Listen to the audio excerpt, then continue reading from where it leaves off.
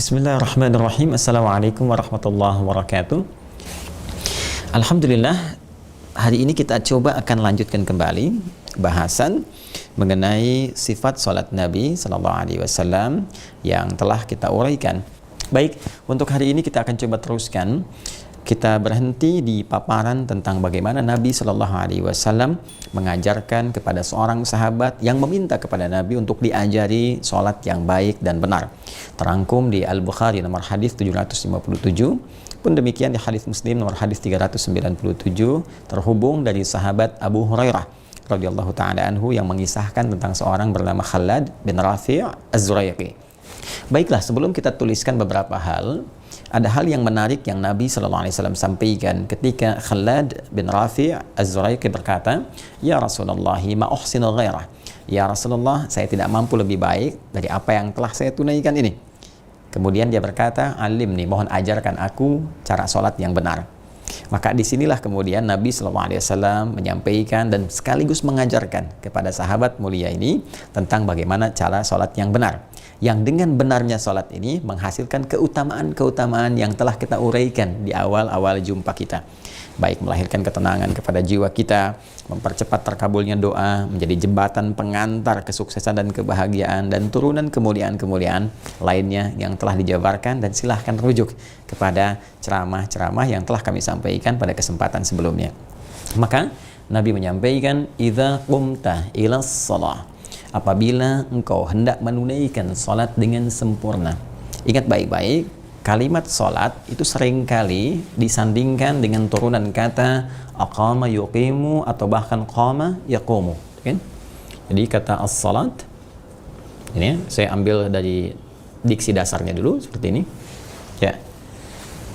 Ini seringkali teman-teman sekalian diawali ya dengan turunan kata aqama yuqimu, ya, atau juga dasar dari ini yaitu qama sebelum ditambah dengan hamzah, ya, qama yaqumu,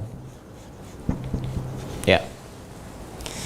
Baik, misal kita ambil turunan ini dalam Al-Quran, kalimat salat pertama disebutkan itu disandingkan dengan turunan kata aqama yuqimu dan bentuknya menjadi jama', ya, yuqimun, karena banyak yang menunaikannya, tidak hanya satu dua. Alladzina yu'minuna bil ghaib wa yuqimunas shalah. Al-Baqarah di ayat yang ke-3. Quran surah kedua Al-Baqarah di ayat yang ke-3. Wa yuqimunas shalah. Ayat 43 bentuk perintah fi'il amr dari kata aqama. Wa aqimus shalah wa aqimus shalah wa atuz zakah. Ya kan? Nah, kemudian pun ada akar kata dari ini semua sebelum ditambah hamzah itu qama. Ya, qama kalau dituntaskan dengan baik, dengan sempurna, qama, tegak, sesuatu yang tegak, sempurna. Kalau kita berusaha untuk menegakkan itu dengan sempurna, maka aqama. Ya, sehingga Nabi dalam hadis ini yang tadi kita sampaikan di Al-Bukhari nomor hadis 757 ataupun di hadis Muslim. Ya, hadis Muslim nomor hadis 397.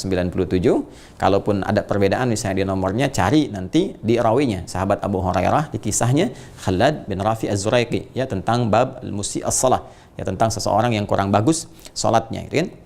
Nah, kemudian teman-teman sekalian, Nabi mengatakannya idza qumta, ya, idza qumta ila shalah. Ya, ini poinnya. Ya, tentunya kata idza ini kalau bertemu dengan fi'il madhi, kata kerja infinitif, ya, berbentuk past tense, ini maka maknanya berubah menjadi present, yang menjadi mudhari'. Menjadi mudhari'. Jadi kalau kata idza bertemu dengan fi'il madhi, maka maknanya mudhari', present. Ya, misalnya idza jaa nasrullahi wal fath, jika telah tiba pertolongan itu dan kemenangan penaklukan kota Makkah akan terjadi. Ya, itu saat turun surah ini, Fathu Makkahnya belum terjadi. Tapi berita gembira kepada orang Islam sehingga termotivasi dan semangat untuk hadir ke Mekah untuk menyaksikan itu semua. Nah, ini poinnya. Nah, Nabi pun kemudian menggambarkan redaksi penyempurnaan sholat menggunakan kata idza disusul dengan fi'il madhi. Ini menunjukkan kefasihan beliau, dan memang beliau yang paling fasih. Ya, beliau berkata bima makna ana afsahul arabi baida anni min quraisyin. Ya, saya adalah orang Arab yang paling fasih, yang termasuk dalam golongan suku Quraisy, dari kesukuan Nabi sallallahu alaihi wasallam, dan Quraisy itu tersebut secara bahasa yang paling fasih dalam kebahasaannya. Ya, Nabi menyampaikan idza qumta dari kata qama, ya. Kemudian mendapatkan di sini kata gantinya ta, ya, mukhatabnya menunjuk kepada kata ganti orang kedua. Ya, qama, qumta, kalau kita qumtu, ya kan? Qama itu menunjuk pada sesuatu yang sempurna, yang baik. Idza qumta ilas shalah, kan? Apabila engkau akan menunaikan salat dengan sempurna, dengan baik, memenuhi hukum-hukumnya, gitu kan? Nah, kalau kita tambahkan kemudian pakai hamzah, maka di sini maknanya ke arah usaha yang maksimal, berusaha, gitu kan? Apabila kita ingin berusaha untuk menunaikan salat dengan sempurna, yuqimuna shalah, berusaha menunaikan salat itu dengan sempurna. Nah, kalau kesempurnaan itu kita lakukan, didapatkan, maka berubah ke sini qama. Ya, idza qumta ilas shalah, jika salatmu ingin sempurna, ingin bagus kamu tunaikan, maka yang pertama kata Nabi sallallahu alaihi wasallam, asbighil wudu'. Ya, sempurnakan dulu wudunya. Nah, jadi ini yang paling menarik.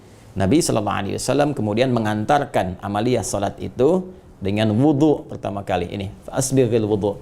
Sempurnakan dulu wudunya.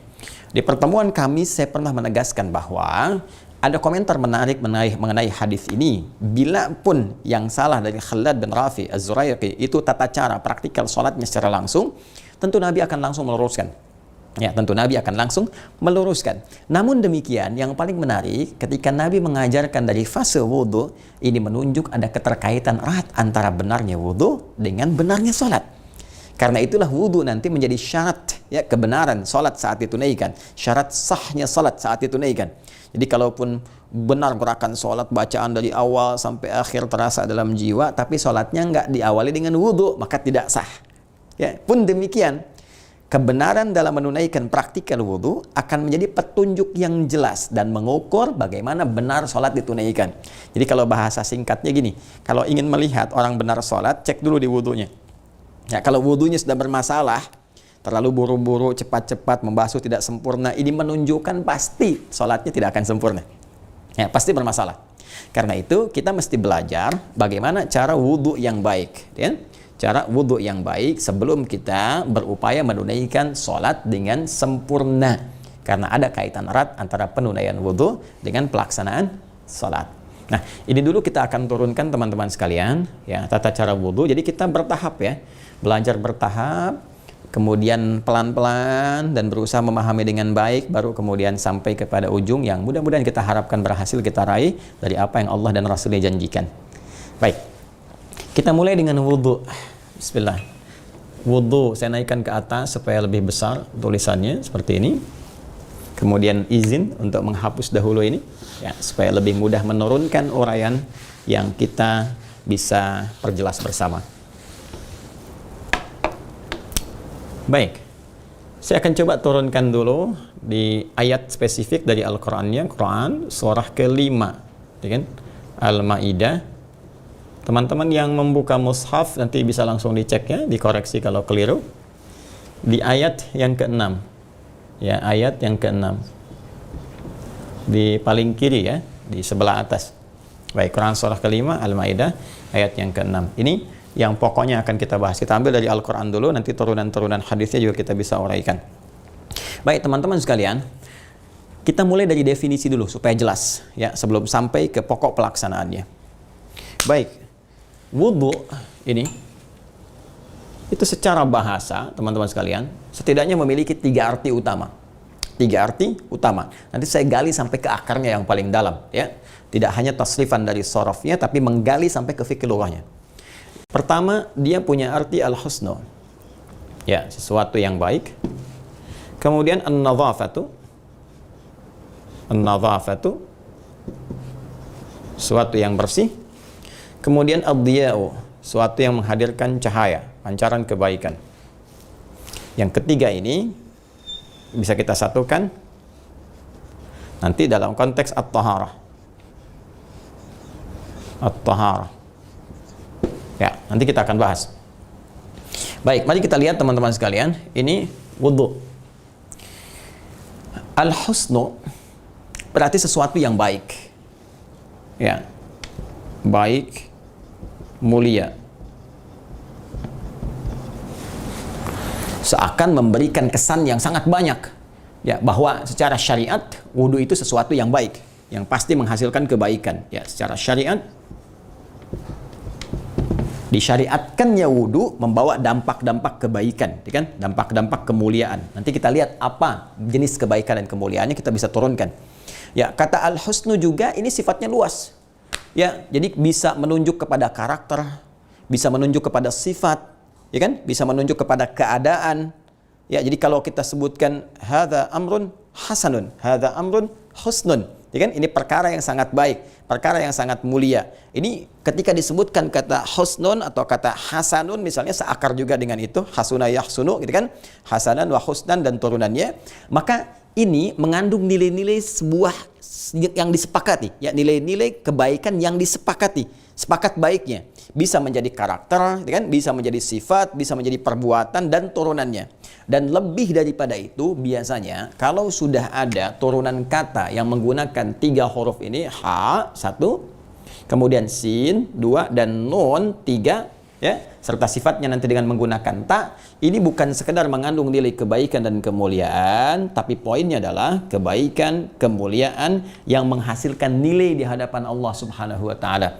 Ya, kalau lebih jelasnya menghasilkan pahala gitu ya. Makanya semua sifat kebaikan-kebaikan ini kalau kita sifati dikumpulkan tuh tambahkan ta di ujungnya, ya, menjadi hasanah. Hasanah. Ini seperti ini. Ini dia.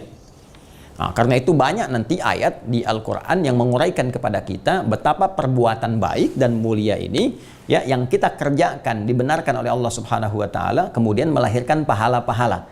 Ya, misal kita contohkan Quran surah ke-6 misalnya, Quran surah ke-6 di ayat 160. Man jaa'a bil hasanati, kan? Falahu asyru amthaliha. Siapa yang mengerjakan satu kebaikan mulia, ya, satu perbuatan yang mulia, satu perbuatan yang baik yang dibenarkan oleh Allah Subhanahu wa taala. Tentu perbuatan yang baik benar itu bila disertai dengan iman dan mengikuti aturan Allah. Dengan jelas itu 2 syaratnya. 1, dasarnya iman, ya, kemudian yang kedua mengikuti aturan Allah Subhanahu wa taala. Perbuatan yang keluar dari iman disebut dengan soleh. Maka muncul, ya, istilah amal soleh, ya, wal 'asr innal insana lafi khusr illal ladzina amanu wa amilus shalihat. Jadi perbuatan yang muncul dari dorongan iman, perbuatan itu bahasa Arabnya amal, ya, yang muncul dari dorongan iman disebut saleh, yang benar dibenarkan oleh Allah Subhanahu wa taala, maka disebut dengan amal saleh. Ketika perbuatan menjadi amal saleh, maka sifat baiknya, sifat mulianya disebut dengan hasanah namanya, ya, melahirkan pahala. Allah berfirman, man jaa'a bil hasanati, siapa yang mengerjakan, mendatangkan satu kebaikan, kemuliaan yang bersumber dari imannya, ya, membenarkan hukum-hukum Allah, dia lakukan itu semua, maka falahu asyru amthaliha, dia mendapatkan 10 kali lipat dari apa yang ia kerjakan itu. Karena itu kita berharap semua perbuatan kita saat di dunia ini itu bisa menjadi hasanah, melahirkan perbuatan baik, punya nilai pahalanya, ya kan? Sehingga saat di akhirat pahala-pahala kita dari perbuatan hasanah itu bisa tampak, bisa kita lihat. Karena itu sering kita berdoa yang diabadikan doanya di Quran surah kedua Al-Baqarah ayat 201. Ya, paling kanan agak ke bawah, ya. Wa minhum may yaqulu rabbana atina fid dunya hasanah wa fil akhirati hasanah wa qina adzaban nar, ya. Dan di antara sekian manusia banyak yang berdoa supaya dunianya mendapatkan hasanah. Perbuatan-perbuatannya punya nilai pahala. Kemudian di akhirat ditampakkan hasanahnya, ya, karena setiap perbuatan baik akan ditampakkan. Faman ya'mal mithqala dzarratin khairan yarah. Ya, setiap kebaikan-kebaikan itu akan ditampakkan, maka nilainya akan ditimbang dan menentukan rahmat Allah yang dibagikan dan diberikan kepada kita semua. Ya, insya Allah. Nah, kembali ke sini teman-teman sekalian, wudu itu punya makna diantaranya al-husnu. Ya, sesuatu yang melahirkan kebaikan, sesuatu yang mulia, sekaligus juga mengandung makna ini, sesuatu yang melahirkan pahala saat dikerjakan. Jadi jangan dikira wudu itu perbuatan biasa, tidak. Ya, tidak, dia mengandung kemuliaan dunia dan mengandung kebahagiaan akhirat. Kemuliaan dunia akan melahirkan kebaikan-kebaikan, kebahagiaan akhirat akan mendatangkan pahala-pahala yang dituliskan dari setiap perbuatannya. Nah, sekarang kalau kita bertanya perbuatan baik apa yang dihasilkan dari wudhu itu, teman-teman sekalian, pertama an-nadhafah. Ya, nadhafah, kebersihan secara fisikal. Jadi kebersihan fisik itu disebut dengan nadhafah. Ya, sifatnya disebut dengan nadhif, sesuatu yang bersih. Ya, kalau saya katakan ats-tsaub nadhif, hadza ats-tsaub nadhif, ya, baju ini bersih, itu secara fisikal. Secara fisik artinya relatif, misalnya tidak ada kotoran, kan, bersih, tampilan baik dan sebagainya. Jelas ya?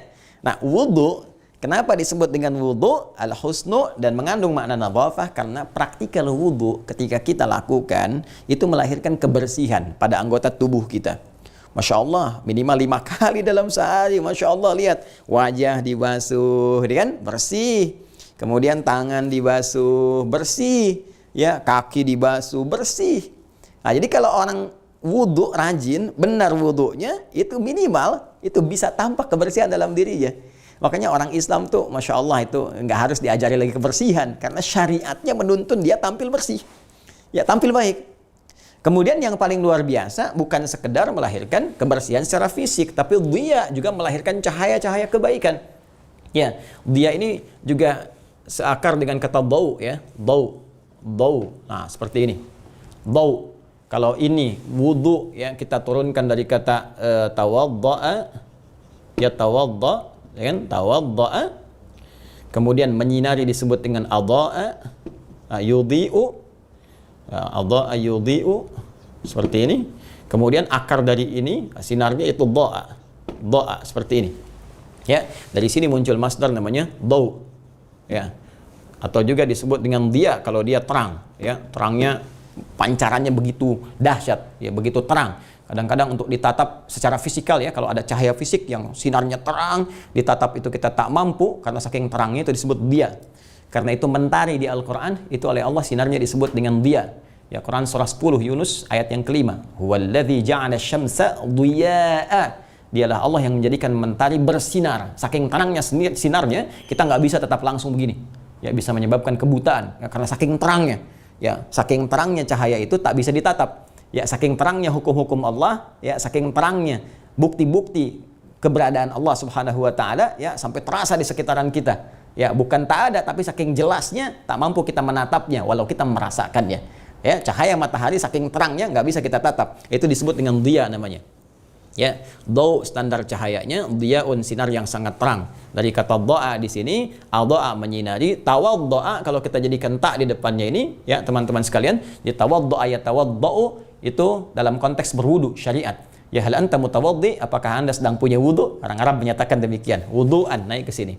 Makanya ada sebagian ulama mengatakan ada korelasi antara wudu dengan bau. Ya. Nah, ini asalnya dari sini korelasinya. Kalau saya turunkan ke fikih lughahnya. Jadi kalau kita cuma tasrif di kata wudu'nya, tawaddu' ayat tawadda'u, kemudian menjadi wudu', maka ketemunya hanya di sini. Ya, tapi kalau kita turunkan sampai ke akarnya, sampai ketemu kata ininya nih, akar yang paling utamanya. Karena di dalam bahasa Arab itu semua kata yang menjadi hybridnya, ya derivasinya, akan punya keterkaitan dengan akarnya, awalnya. Ya, misal saya katakan jalasa duduk, ya ajlasa mendudukkan. Antara mendudukkan dengan duduk masih punya korelasi, sama-sama punya sifat duduk. Jelas ya? Nah, ini gambarannya. Jadi karoma, kan? Karuma mulia, akrama memuliakan. Antara akrama memuliakan dengan karuma mulia sama-sama punya satu sifat, yaitu kemuliaan. Ya, sama ini pun ada korelasi antara wudu dengan kata bau di sini. Ya, kenapa? Karena dari praktikal wudu yang kita tunaikan dengan benar itu akan melahirkan cahaya. Akan melahirkan sinar-sinar. Sinar apa yang dimaksudkan? Sinar yang dimaksudkan terbagi pada dua bagian. Ya, ada yang terkait dengan konteksnya dunia. Ya, ada yang terkait dengan konteksnya akhirat.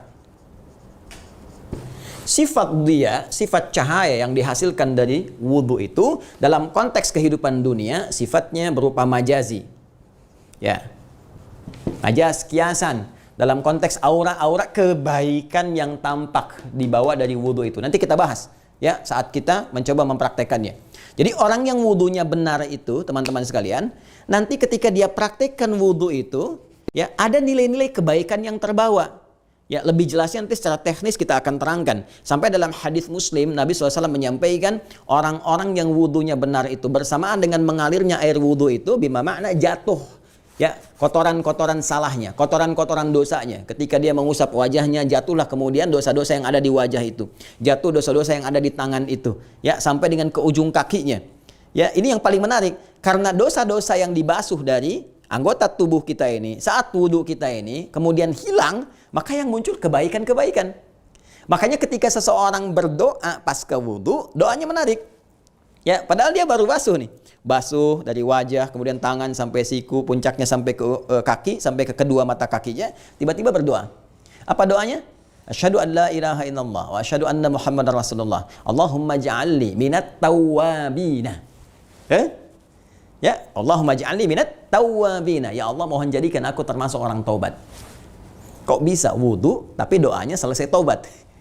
Sedangkan taubat itu kan kembali pada jalan yang baik, mengakui berbuat salah, menyesali kesalahan, kemudian meninggalkan kesalahan itu dan mengganti dengan kesolehan. Ya, maka orang wudu sejatinya dia sedang taubat, sedang membersihkan ya anggota-anggota tubuh yang biasa dia gunakan untuk beraktivitas itu, lalu dibersihkan dari yang kotor-kotor. Ya, dibersihkan dari yang jelek-jelek. Karena dia bersih dari yang jelek, dihilangkan kotoran-kotorannya, anggota-anggota tubuh yang biasa digunakan itu, maka muncullah kemudian ganti dari kesalahan itu, kejelekan itu menjadi kesolehan dan kebaikan. Maka orang wudu seharusnya teman-teman sekalian, maaf sekali, ya, tampilan lisannya berubah menjadi soleh setelah wudu. Kenapa? Karena saat berkumur-kumur, dia keluarkan kotoran bukan cuma fisikal untuk nadhafah, ya, tapi juga kotor yang dalamnya. Kotoran lisan yang celaan, kan? Yang suka gibah, yang kadang-kadang membicarakan kejelekan orang lain, itu keluar dengan wudu karena taubat. Tangan yang digunakan untuk beraktivitas itu taubat. Ya, kita tinggalkan kejelekan-kejelekan ini sampai ke ujung kaki. Sehingga ketika seseorang selesai wudu, teman-teman sekalian, punya sifat kebaikan dari semua anggota tubuh ini, seakan-akan sekarang ada cahaya baru yang keluar dari bagian tubuhnya.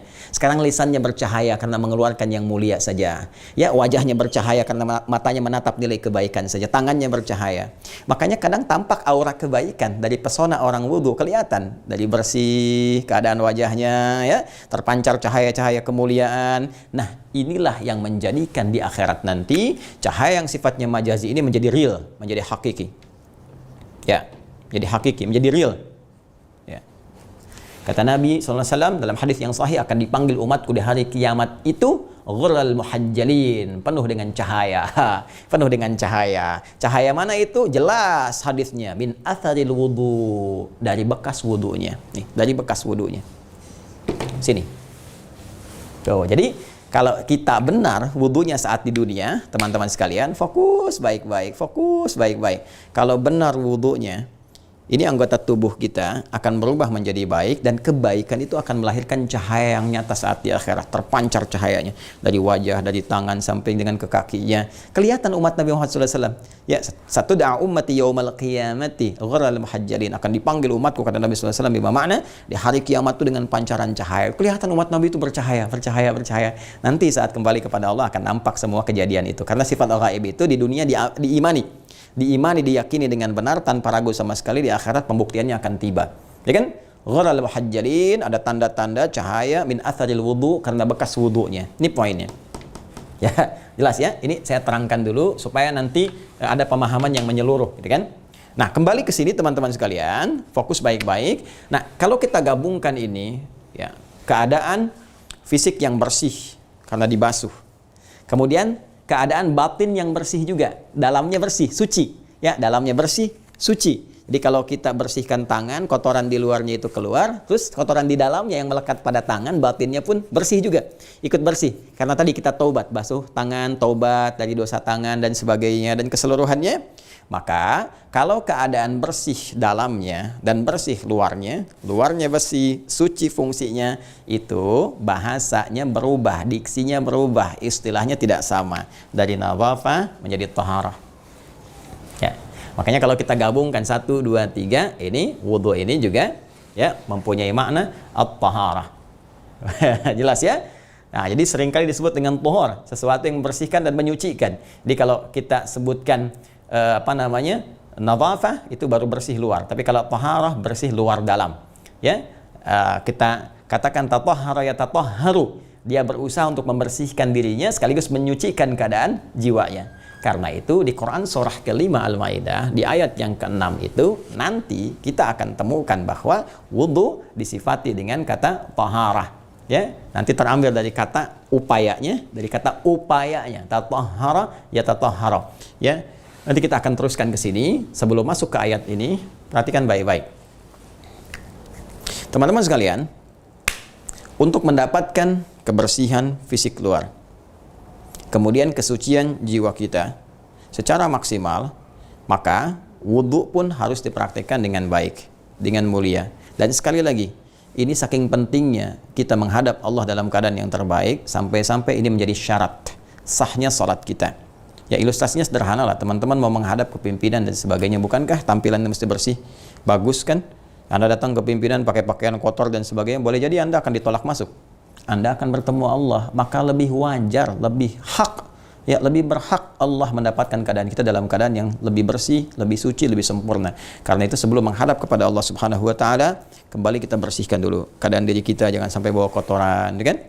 Keadaan fisik kita jangan sampai juga membawa sesuatu yang kotor, bersih, bening menghadap Allah. Dan boleh jadi kembali kepada surah kedua Al-Baqarah di ayat ke-46, wa annahum ilaihi raji'un, dan mungkin saja terjadi ini adalah penghadapan kita yang sempurna kepada Allah, dalam arti kita akan menghadap untuk selamanya, bahkan meninggal dalam keadaan sholat.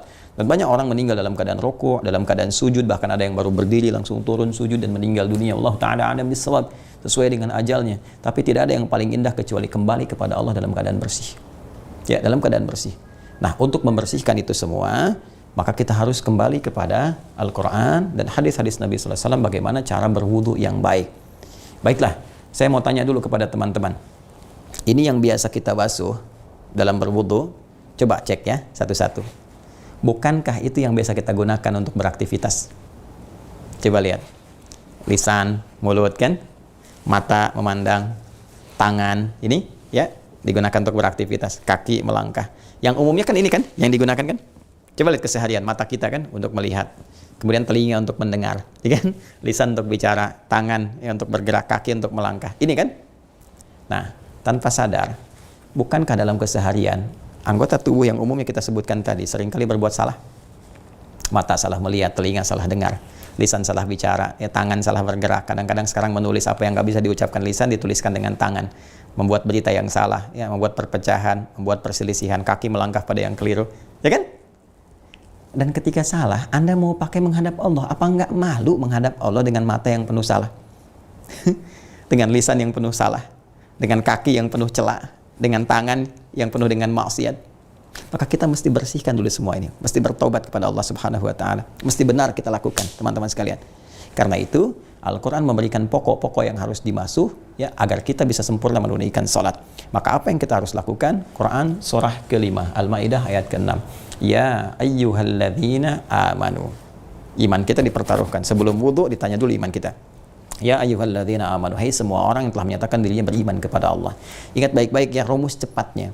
Kalau ada ayat Al-Quran dibuka dengan kalimat iman, maka ada dua konsekuensi. Konsekuensi pertama, informasi yang disampaikan di ayat ini, teman-teman sekalian, itu akan menjadi parameter keimanan seorang hamba. Semakin cepat meresponnya dan sungguh-sungguh serta sempurna menunjukkan imannya kuat. Tapi ketika dia mengabaikannya, asal-asal saja dan sebagainya, menunjukkan imannya bermasalah. Ya, dan umumnya ibadah itu dibuka dengan kalimat iman. Salat, alladzina yu'minuna bil ghaib wa yuqimunas shalah. Sekarang kita puasa, ya ayyuhalladzina amanu kutiba alaikumusiyam. Jadi kalau orang semangat salatnya, ditunaikan dengan benar, bagus, ini menunjukkan imannya kuat. Puasa juga kita semangat, imannya bagus. Tapi kalau dia asal-asalan, lemah dan sebagainya, ini menunjukkan imannya bermasalah. Ayat wudu dibuka dengan kalimat iman. Seakan memberi kesan kepada kita, orang yang serius wudunya, membasuh dengan benar, digunakan petunjuk aturan-aturan tadi dalam praktek wudunya, maka ini menunjukkan imannya bagus. Tapi kalau cuma sekedar basuh, usap, asal-asalan, ini menunjukkan imannya bermasalah. Ya, sekaligus yang kedua, teman-teman sekalian, di sini pun mempertaruhkan keadaan iman kita pada puncaknya. Ya, seakan-akan begini, kalau kamu masih asal-asalan, kau tuh manusia beriman atau tidak? Imannya di mana? Itu. Jadi ketika kita mendapati informasi di Al-Quran dibuka dengan kalimat iman, itu iman kita dipertaruhkan. Hati-hati deh. Jadi seakan kita sedang mempertaruhkan keimanan kita di hadapan Allah. Ditanya, iman kamu ada nggak? Nah, kan? Ini bukan informasi yang main-main, ya, bukan perintah yang biasa saja. Jadi ketika ada ayat dibuka dengan kalimat iman, ini menunjukkan bahwa dalam mengamalkan apa yang diinformasikan itu, baik berupa perintah ataupun larangan yang harus ditinggalkan, sekali lagi iman kita dipertaruhkan. Dalam konteks ayat wudhu ini, seakan-akan Allah ingin memberikan isyarat yang tegas kepada kita bahwa mengamalkan wudhu, mempraktekkan wudhu dengan sempurna itu sekaligus pertaruhan keimanan kita di hadapan Allah Subhanahu wa taala yang membawa nilai-nilai kebaikan sebelum menghadap Allah Subhanahu wa taala. Hei, mau sholat itu harus bersih, mempertaruhkan keadaan iman kita. Mau sholat itu harus suci, mempertaruhkan keadaan iman kita. Lantas kita bertanya kepada Allah, ya Allah, kalau demikian bagaimana cara wudhu yang benar itu? Supaya saya benar menunaikannya, ya Allah. Supaya dengan itu iman saya dianggap dan diduga kuat, ya Allah. Supaya dengan itu Engkau menilai hamba punya kekuatan iman, ya Allah. Ya Arhamar Rahimin. Nah, untuk itu kita akan kembalikan kepada ayatnya, kita lanjutkan. Ya ayyuhalladzina amanu, hei orang-orang yang telah menyatakan dirinya beriman kepada Allah Subhanahu wa taala. Baik, izin saya hapus dulu yang ininya untuk bisa menurunkan sedikit apa yang ingin coba kita utarakan. Ya ayyuhalladzina amanu, hei seluruh orang yang telah menyatakan dirinya beriman kepada Allah Subhanahu wa taala. Akan disampaikan kepadamu satu informasi yang mengukur kekuatan imanmu, mempertaruhkan keadaan imanmu di hadapan Allah Subhanahu wa taala. Apa informasinya? Idza qumtum ilas shalah. Idza qumtum, perhatikan kalimat ya. Qumtum. Nah, ini. Nah, itu kan selaras kan ya, senafas ya dengan apa yang Nabi pernah sampaikan kepada sahabat Khalad bin Rafi' Az-Zuraiqi, ya kan? Kalau Nabi menyampaikan idza qumta ilas shalah. Ingat ya, pakai qaf dan mim, bukan kaf dan nun. Yang kalau baca Quran jangan keliru. Bukan idza kuntum, bukan. Tapi qumtum, qaf, mim, ta, mim. Kan? Idza qumtum. Ingat rumusnya, kalau ada kata idza kemudian bersambung dengan fi'il madhi ya, yang bentuk past tense infinitifnya, maka maknanya menjadi mudhari. Idza qumtum, tum. Ini dhamir mukhatab menunjuk kepada bentuk jamak, kalian. Ya, gampang ya, kalau saya tu, kumtu, Anda tak, kumta, kamu perempuan ti, kumti. Kalau kamu banyak dan kita tidak menginginkan di situ ada sekat, ada batas ya untuk mencakup laki-laki, perempuan, semua tercakup tanpa batas, maka gunakan tum cara cepatnya. Ya, idza qumtum, jika kalian. Nah, dari sini cara menerjemahkannya. Jika kalian ingin menunaikan ya, ingin menunaikan dengan sempurna as-shalah, salat itu, idza qumtum ilas shalah, ya kan? Baik. Idza qumtum ilas shalah, jika kalian ingin menunaikan dengan sempurna salat itu, jika kalian akan menunaikan salat dengan sempurna, nah, boleh kita pahami begitu. Kalau kita ingin masukkan kata ilahnya, ya ilah bisa berarti ke, bisa berarti akan. Ya, jika kalian akan menunaikan salat dengan sempurna, ya, maka mulailah dengan menyempurnakan wudu dulu. Maka menggunakan faghsilu, langsung kepada detilnya, fa, ya. Teman-teman sekalian, ingat ya, fa itu harfu atfin rabitin baina syai'aini bila hudud. Ya, huruf ataf, ya, konjungsi yang menyambungkan dua peristiwa dengan cepat. Jadi peristiwa pertama teman-teman sekalian, diperintah kita oleh Allah Subhanahu wa taala untuk menunaikan salat, kemudian dilanjutkan dengan memulai untuk berwudu. Jadi kalau kita jadikan dua perbuatan ini berangkaian, di sini ada salat, ya, kemudian di sini ada wudu. Nah, antara wudu dengan salat itu menggunakan fa di sini untuk menunjukkan sesuatu yang terhubung dengan cepat tanpa jeda, sekaligus merefleksikan hukum yang tak terpisahkan. Masya Allah, indahnya diksi Al-Quran, ya, indahnya diksi Al-Quran, sekaligus menunjukkan antara perbuatan wudu dengan salat tak terpisahkan, semua terkait berkelindan antara keduanya. Maka jika Anda ingin menunaikan salat dengan sempurna, maka cepatlah ya, sempurnakan wudu terlebih dahulu. Bagaimana caranya? Maka pertama, kata Al-Quran, faghsilu. Saya ingin turunkan di sini ya, supaya yang ini tetap ada tulisannya, karena di akhir ingin saya ungkapkan lagi sebagai penguat dari ayat Al-Quran yang kita bacakan. Satu, ya, maka mulailah dengan menyempurnakan yang pokok dulu. Nah, jadi ingat teman-teman sekalian, dalam wudhu ini nanti ada bagian pokok dulu yang harus kita sempurnakan. Yang lebih dari yang pokok ini, tambahannya, ini masuk ke dalam nafilah, sunnah. Artinya sesuatu yang kalau kita kerjakan, ya, itu berpahala, menambah kesempurnaan, lebih bagus lagi. Tapi kalau ada kondisi-kondisi tertentu, maka diutamakan yang pokok ini dulu. Ya, misal, untuk berwudu kan kondisinya kita yang umumnya menggunakan air kan ya, dalam kondisi air ada di antara kita, itu kan berlimpah bisa digunakan. Nah, maka kita sempurnakan sampai dengan yang sunnahnya, sampai tambahan-tambahan yang mengiringinya. Tapi kalau sekiranya ada keterbatasan menggunakan air, fa illam tajidu ma'an, nanti kita dapatkan. Maka kalau kalian sulit untuk menggunakan air itu, ya karena tiga kondisi. Ya, boleh jadi airnya tidak ada sama sekali. Ya, boleh jadi ada airnya yang sedikit tapi digunakan untuk hajat yang darurat sifatnya. Ya, untuk hajat-hajat yang terkait dengan kebutuhan yang sangat mendesak, ya, di toileting dan sebagainya, misal. Kemudian ada airnya berlimpah, ada, cuma kita terbatas menggunakannya karena ada kesulitan secara fisikal, misal sakit yang tidak bisa bersentuhan dengan air terlebih dahulu. Nah, maka tiga kondisi ini menjadikan terbatas kita menggunakan air. Dalam kondisi airnya misalnya terbatas, ya, untuk keperluan-keperluan yang khusus sifatnya, sehingga ada sedikit saja yang bisa digunakan. Nah, urutannya jangan dulu masuk ke tayamum. Ya, jangan dulu masuk ke tayamum, tapi coba lihat masuk nggak yang pokok ini. Cukup nggak untuk yang pokok ini? Kalau cukup untuk yang pokok ini, maka yang pokok didahulukan. Tapi kalau yang pokok pun sulit untuk dilakukan, yang pokok pun sulit untuk digunakan airnya, maka di sini kita bisa langsung masuk kepada bab tayammum.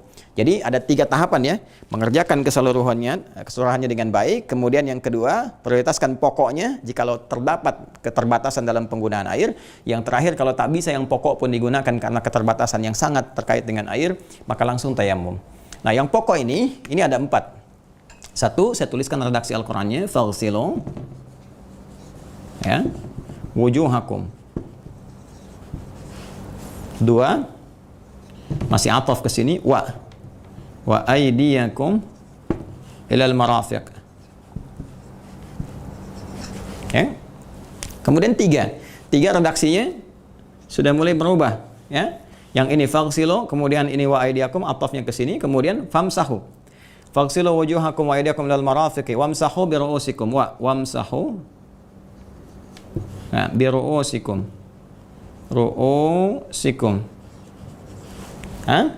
Kemudian setelah ini yang keempatnya, ini balik lagi ke sini. Wa arjulakum, atofnya ke sini. Wa arjulakum. Ini harakat nasabnya penting saya berikan, fathah begini. Sehingga kita mengetahui ini ke sini. Ya, atofnya. Ya, hubungannya ke sini bukan yang ketiga. Kalau ke ketiga maka ini nanti redaksinya akan berbunyi wa arjulikum ya, tapi ini wa arjulakum menunjukkan ke atas, ke yang kedua, ke yang ke satu. Wa arjulakum ilal ka'bain. Ilal ka'bain. Nih 4 pokok. Oke, 1 ini faghsilu wujuhakum, 1 wajah. Kemudian wa aydiyakum ilal marafiq, tangan sampai siku. Wamsahu bi ru'usikum, mengusap bagian kepala. Kemudian wa arjulakum ilal ka'bain, kaki sampai ke 2 mata kaki, sampai ke 2 mata kaki. Ini yang pokok. Sekarang kita praktek ya. Kita praktek pelan-pelan. Lihat sini teman-teman sekalian. Kita praktekkan ininya sekaligus ya. Kita praktekkan ininya sekaligus. Perhatikan baik-baik ya. Fokus baik-baik. Pertama, bagian pokok yang harus kita basuh dalam berwudu. Bagian pertamanya, redaksinya dari ayat Al-Quran menggunakan kata ghasala. Dari kata ghasala yaghsilu. Fi'il amarnya perintahnya berbunyi faghsilu. Ya, ghasala itu membasuh. Ya, membasuh yang dimaksudkan adalah menuangkan dengan air yang sudah kita dapati ke tempat yang akan dibasuh. Jadi kalau kita mengambil misalnya bagian air wudu, dan jangan berlebihan ya. Wala tusrifu innallaha la yuhibbul musrifin. Jangan berlebihan. Allah tidak menyukai orang-orang yang israf, berlebihan. Ya, jadi nanti ada beberapa kondisi kita mendapati air, bisa lewat bejana, misalnya bejana langsung begini, tuangkan, bisa lewat keran ya. Kalaupun keran jangan berlebihan, kecilkan sedikit, atau nanti kita cukupkan pada apa yang akan kita ambil. Setelah dapat airnya begini, teman-teman sekalian, maka basuhkan, faghsilu wujuhakum, ke wajah kalian. Ya, lihat baik-baik. Saya ingin buka dulu, lepas dulu kacamatanya sehingga memudahkan bagi kita untuk bisa mencernanya. Bismillah. Ya, baik, fokus baik-baik teman-teman sekalian. Di sini wajah itu nanti dalam bahasa Arab termasuk di diksi Al-Qur'an ya, itu ada 2 pemaknaannya. Yang pertama kalau disebutkan dengan wajah, teman-teman sekalian, itu mencakup bagian depan tubuh kita dari kepala sampai ujung kaki. Sini. Ya. Fawalli wajhaka syatral masjidil haram. Allah berfirman, ya maka hadapkan dirimu sepenuhnya ke arah Masjidil Haram, kiblat, ke arah kiblat saat salat. Ya, maksud yang dimaksudkan wajah di sini fawalli wajhaka syatral masjidil haram, ya. Yang dimaksud menghadapkan wajah kita itu bagian tubuh depan kita. Jadi menghadap kiblat keseluruhannya. Jadi jangan ditafsirkan cuma wajahnya saja. Begini menghadap kiblat misalnya kan kita begini, itu salah, ya. Jadi yang dimaksudkan keseluruhan gini. Ya. Seperti ini. Kemudian ada yang kedua, yang dimaksud wajah adalah bagian depan dengan di penampakan di kepala kita. Ini yang dimaksudnya wajah ini, bagian depan. Ini kan kepala ya keseluruhannya, ini bagian depannya disebut wajah namanya. Ya, jamaknya disebut dengan wujuh. Jadi kalau kita sebutkan di sini kemudian wajah mengacu kepada ayat Al-Qur'an, ini bentuk jamaknya wujuhakum, wujuh, wajah kalian, karena yang dimaksudkan adalah kita semua banyak, maka dijamakkan. Maka yang dimaksud bagian depan di sini keseluruhan. Ya. Jadi ambil airnya seperti ini. Nah, kemudian tumpahkan di bagian yang akan dibasuh, itu di wajah kita seperti ini, teman-teman sekalian, tumpahkan begini. baru kita kemudian bersihkan. Nah, sekarang perhatikan cara membersihkannya. Dua hal yang harus Anda lihat ya, baik-baik. Nah, ini bisa beberapa bagian, bisa berbagai cara, tapi pokoknya ini yang ingin saya sampaikan. Ditumpahkan oleh Anda sini, kemudian basuh baik-baik, perhatikan baik-baik ya. Nah, jadi ketika kita basuhkan seperti ini, nah, kemudian ke tengah begini, lalu ada dua jemari yang harus diperhatikan. Satu telunjuk. Ya, gunakan telunjuk untuk membersihkan ujung-ujung mata di sini. Ya, sambil kita membersihkan tadi, membasuh di wajah tadi. Jadi kita ambil begini, ya, tumpahkan di wajah kita begini, nah, seperti ini. Nah, nanti yang telunjuk seperti ini membersihkan. Ya, sehingga nanti kotoran-kotoran di samping mata ini, terutama wudhu untuk sholat subuh, dan keluar. Ya, sehingga tidak terjadi misalnya dalam bahasa Jepang disebut dengan nundutan ya waktu sholat gitu, ngantuk ya, itu begini. Nah, nundutan ngantuk ya. Jadi ini kita bersihkan begini. Nah, kemudian ibu jari ya. Ibu jari ini ke bagian belakang yang di sini di bawah telinga ini ya. Nah, ini dia. Jadi ke sini. Sini ya. Nah, jadi kita basuhnya begini. Nah, begini. Nah, ini ya. Tuh ya, kotorannya kita keluarkan. Nah, terus yang di sini ke bawah. Nah, kemudian ke dagu yang tidak punya jenggot, bagian dagu begini, yang ada jenggotnya juga nanti termasuk jenggotnya diselai begini. Ya. Baik ya, dan ingat ya, jenggot itu hukumnya memeliharanya. Ya, sunnah memelihara hukumnya. Walaupun ada ikhtilaf ulama, ada yang mengatakan tingkat tertinggi wajib syiddah, ada yang sunnah, kemudian juga turunannya, tapi yang terkuat di sini sunnah, yaitu merawat, memelihara. Memelihara itu termasuk merapikan sehingga tampilnya bagus. Tapi kalau nggak ada jenggot pun jangan dipaksa-paksa. Dia misalnya beli obat pakai timun, pakai arang, itu nggak usah. Yang penting kalau ada itu dirawat dengan baik. Kalaupun saat wudhu itu termasuk diselai, ya diselai begini dan dibersihkan bagian dagu yang ke dalam. Nah, ini bagian pertama secara teknis. Makna taharahnya ingat baik-baik. Karena wudhu ini juga tadi saya katakan punya makna al-husnu, an-nadhafah, ad-diya, digabungkan jadi taharah. Ya, kalau mau lebih tegas lagi gini. Coba buka Quran surah ke-5-nya Al-Maidah ayat 6 itu ke bagian bawahnya. Ya, untuk menunjukkan bahwa apa yang saya sampaikan ini mengacu kepada keterangan ayat. Ya. Ma yuridullahu liyaj'ala 'alaikum min haraj, walakin yuridu liyutahhirakum. Ya. Walakin yuridu liyutahhirakum. Allah tidak menginginkan kalian untuk dalam berwudu ini membebani kalian. Bukan ingin memberikan beban kata Allah, tapi saya ingin mentahharahkan kalian. Membuat kalian bersih dan suci, bercahaya. Ya, punya aura-aura kebaikan. Ini bahasa Qur'annya jelas. Allah menggunakan diksi tahara yutahhiru karena kuasa Allah di sini. Liyutahhirakum tahara. Ya, yutahhiru.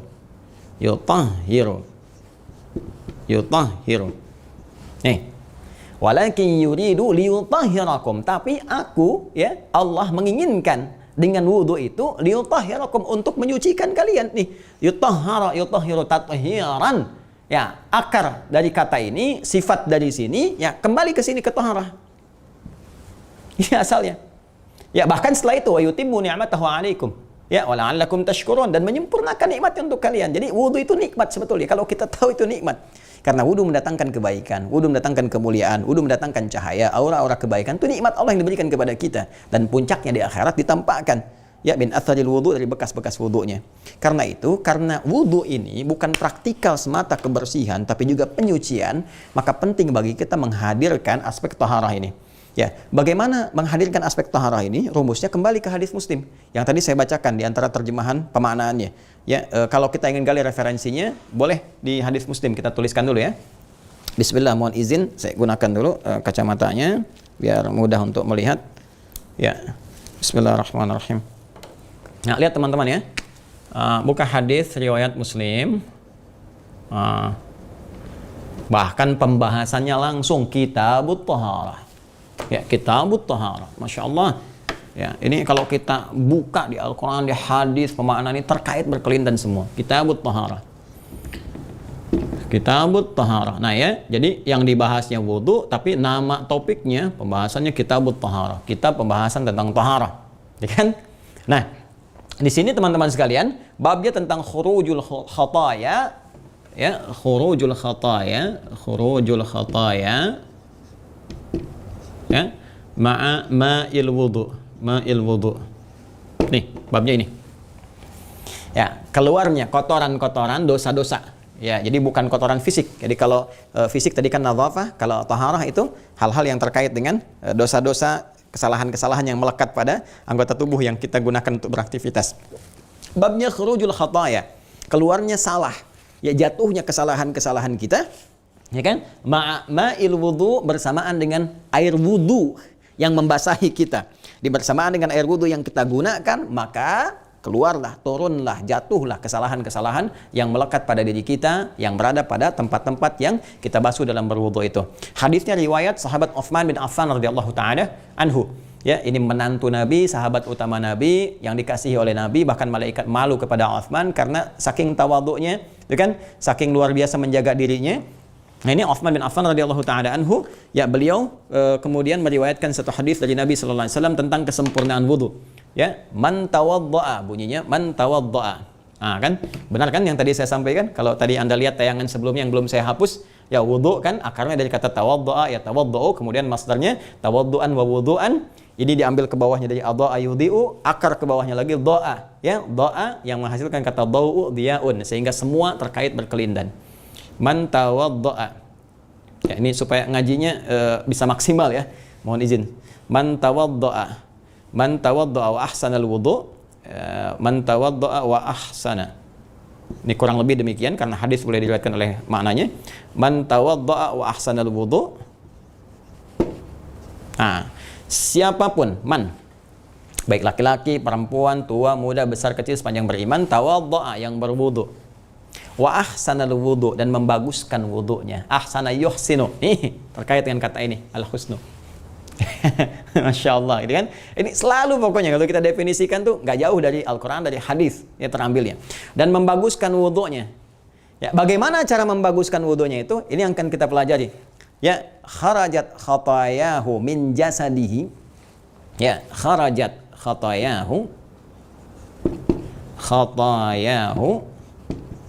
min jasadihi. Tuh. Siapa yang berwudu dan bagus wudunya, membaguskan keadaan wudunya sesuai dengan petunjuk Al-Quran, hadis-hadis Nabi SAW, maka bersamaan dengan jatuhnya air wudu yang sampai pada dirinya, kharajat khatayahu min jasadihi, maka keluarlah, jatuhlah ya kesalahan-kesalahan yang melekat di anggota tubuh yang ia gunakan dalam berwudu itu, ya, sampai dengan, kalau kita ambil redaksi hadisnya yang paling dalamnya, sampai dengan min adharihi, kuku-kuku ya yang melekat pada tangan dan kedua kakinya. Jadi keluar tuh. Ya, makanya saya tadi di awal terjemahkan sampai ke dalam tangan dan kakinya. Jadi yang kita basuh ini. Nah, pertanyaannya, bagaimana cara membaguskan wudu itu? Di sini ada kuncinya. Kuncinya terletak pada kalimat ini, khataya. Di sini. Khataya. Salah. Ya, khataya, salah. Baik. Khati'atun jamaknya khataya. Khati'atun sekali salah. Ya, khataya banyak salah. Ini memberikan isyarat bahwa apa yang kita gunakan, ya, dan kemudian dimasuk dalam wudu, itu adalah anggota tubuh yang umumnya kita gunakan berinteraksi dalam sehari-hari dan umumnya banyak salah. Silakan cek faksilu wujuhakum, wajah tuh berapa kali banyak salah dalam sehari. Gak usah sehari deh, ya, antara asar ke maghrib saja yang sekarang kita mau jelang, ya, berapa kali banyak salah. Salah pandang wajah. Ya, Anda nonton tiba-tiba salah tuh, lihat iklannya salah. Ada yang protes, Ustaz, kok ini tampilannya syariat tapi iklannya iklan begini. Ah, teman-teman sekalian, itu algoritma YouTube. Algoritma YouTube menyesuaikan dengan kebiasaan Anda, Joni. Jadi kalau Anda biasa klik yang aneh-aneh, maka keluar iklannya aneh. Maka itu evaluasi, ya, evaluasi untuk kita tinggalkan, kan? Nah, itu kadang-kadang demikian, tangan salah dan sebagainya. Nah, kalau salah, lisan salah, telinga salah, mata salah, artinya untuk menghilangkan kesalahan itu kita harus tobat, kan? Ya kan? Mengakui salah, menyesali salah, meninggalkan kesalahan itu. Makanya nanti penutup doa wudu itu tobat, seperti yang tadi saya uraikan ya di pertengahan penjelasan kami. Allahumma ij'alni minat tawwabin. Maka cara wudu yang benar bukan sekedar dibasuh, tapi juga sambil bertobat kepada Allah Subhanahu wa taala. Anda basuh wajah, Anda rasakan dalam hati, Anda bermohon pada Allah, ya Allah ampuni, ini mata saya banyak berbuat salah, ya kan? Lisan saya banyak berbuat salah, ya kan? Nah, salah, mohon ampun kepada Allah, minta. Apalagi kalau airnya banyak melimpah, kita bisa sempurnakan dari mulutnya. Begitu berkumur-kumur, tamadmad, kita rasakan, ya Allah, ini lisan banyak berbuat salah. Barusan tadi gibahkan orang, barusan berkata yang kotor, sambil dikeluarkan. Begitu dikeluarkan airnya, hus. Bersamaan dengan keluarnya itu, keluar pula kesalahan-kesalahan yang ada di lisan. Ya. Sama di wajah juga demikian. Jadi kalau kita wudunya benar, keluar ini. Ya, belum yang lain-lainnya. Nah, sekarang ini baru di wajah kita basuh. Kemudian selanjutnya wa aydiyakum ilal marafiq, dan tanganmu sampai siku. Pertanyaannya, tangan itu yang dimaksud yang mana? Apakah yang ini, jari? Ya? Apakah di sini? Kan tangan sampai siku, siku kan di sini. Ya kan? Apakah ke sini masuk lebih? Apakah boleh di sini? Apakah boleh sebagian? Dan apa hikmahnya kemudian kok disebutkan tangan misalnya? Ya, tapi yang kita gunakan keseharian ini jarinya. Kenapa disebutkan yang tangan dalam bentuk jamaah ini? Insya Allah pelan-pelan besok kita lanjutkan pembahasan sifat sholat Nabi, bab tentang tata cara berwudu yang ditunjukkan oleh Al-Quran dan hadis-hadis Nabi SAW. Terima kasih, semoga hari ini Allah memberikan keberkahan kepada kita semua, kebaikan dalam kehidupan kita, penerimaan dalam amal soleh kita.